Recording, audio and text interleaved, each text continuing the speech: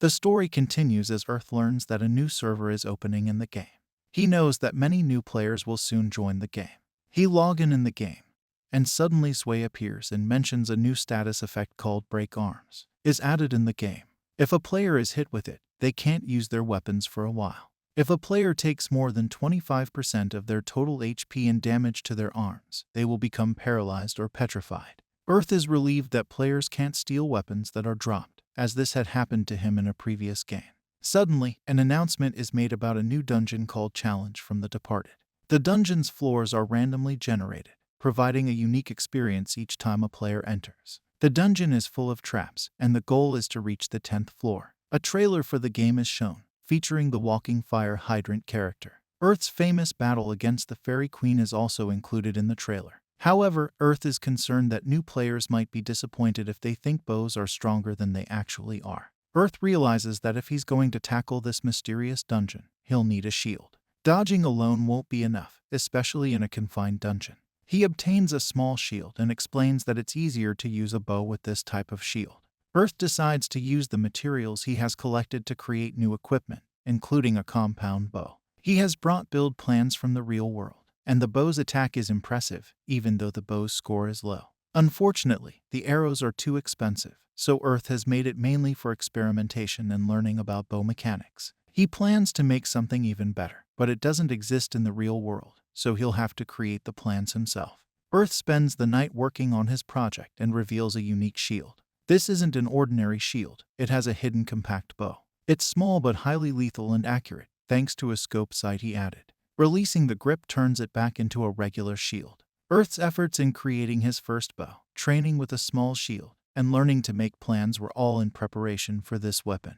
It's specifically designed for him and is very powerful. Even if he gets hit with the arm breaker status effect, he can still attack at long range. After updating his game, Earth returns to find many new players. He goes to the new dungeon and sees players trying to sell potions and items to those entering. Suddenly, a group of characters resembling the Power Rangers shows up. However, Earth advises them not to use the Power Rangers name to avoid copyright issues, so they call themselves the Gang of 6 Rangers. These players have designed their characters like the Power Rangers and explain that the Black Ranger is unavailable today. They ask Earth to join them, realizing he might not progress far in the dungeon alone. Earth agrees to join them, and they all enter the dungeon. Inside the dungeon, the Gang of 6 Rangers is eager to rush ahead, but Earth stops them to assess the dungeon's challenges. He quickly notices that they have bad luck because the first room alone has 15 traps, some of which are instant death traps. Earth takes the lead, and his rainbow-colored team follows. The Blue Ranger is pleased that everything is going smoothly with the new addition, and the Red Ranger never doubted Earth's strength, knowing he's married to the Fairy Queen.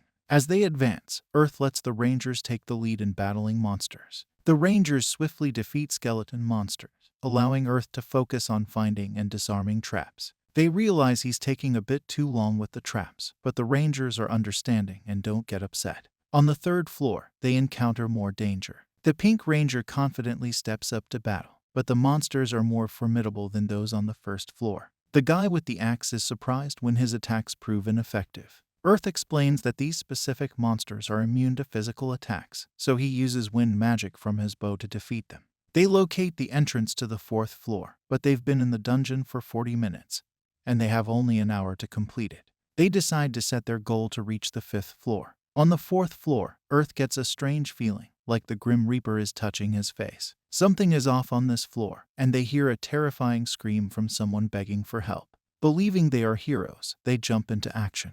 However, a trap closes the door behind them, revealing it's the type of trap that won't let them leave until they complete the room's quest. The room is full of skeleton monsters, and the Rangers are excited for the battle. Earth checks for traps but doesn't find any, so he decides to fight at full strength. Everyone starts fighting and uses their unique attacks, like the flashy Aeolian dust arrow. These attacks are strong, but Earth prefers simpler ones. They clear the room, and a treasure chest appears. Earth examines the chest and discovers it's trapped. He warns one of the guys not to open it because it's dangerous. However, the guy claims to have thief skills and insists he can check for traps himself.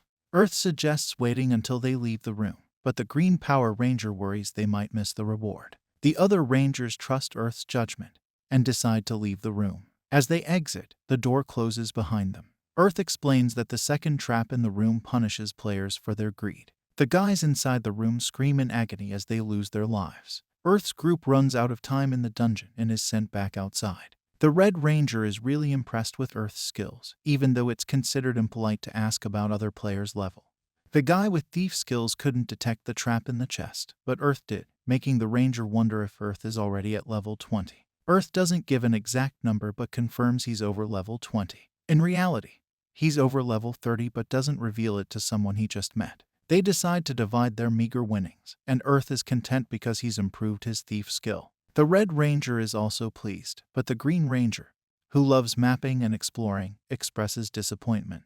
He mapped out the entire first floor, but his teammates can't understand his maps. They tease him about having a poor sense of direction, and they remind him that the dungeon's floors are randomly generated. Earth adds them as friends, and they bid farewell. Later, Earth focuses on self-improvement to reach the 10th floor of the dungeon. He realizes he needs to disarm traps more quickly and decides to create a tool to aid his thief skill. However, making the tool is challenging because it needs to be just the right thickness, not too thin to break and not too thick to be ineffective. Black becomes helpful when he sees that Earth is struggling and improves the lockpicking tool beyond Earth's expectations. Later, the Fairy Queen suddenly appears, startling Earth. She realizes that her surprise appearance was not ideal and contemplates making a formal announcement next time to avoid scaring Earth. She shares her frustration about having to distribute many contract crystals to new players and bids farewell. Earth scolds her by giving her a light tap on the head, reminding her that they are not actually married. He worries if he was too hard on her, but she quickly gets over it and leaves. Earth is inspired by the Fairy Queen's visit to work even harder. He cut down the trees and prepares a lot of arrows for the upcoming dungeon run. Suddenly, the Fairy Queen returns looking disheveled. She explains that giving out the crystals was easy, but many players bombarded her with strange and uncomfortable questions. Like what are her measurements, what kind of guy she liked, and how she felt about having an affair. Obviously, she didn't answer them. She despised them so much that she ended up battling them repeatedly. To her surprise, these players revealed themselves as masochists, finding pleasure in being defeated by her. She playfully suggests various outrageous things for Earth to do to improve her mood, including slipping in a marriage certificate for him to sign. Earth has no idea where she gets these ideas but refuses to sign. Later, the Fairy Queen is amazed by the delicious meat bun Earth made. He explains that his cooking skill reached level 50, allowing him to use a steamer for the buns. She is delighted to be the first to taste it. Earth realizes that being a queen must be challenging for her, so he decides not to push her away this time. However, she gets overly comfortable, calling him husband, and Earth wonders if he's made a big mistake. This brings an end to our episode. Don't forget to like, share, and subscribe to our channel for more anime recaps.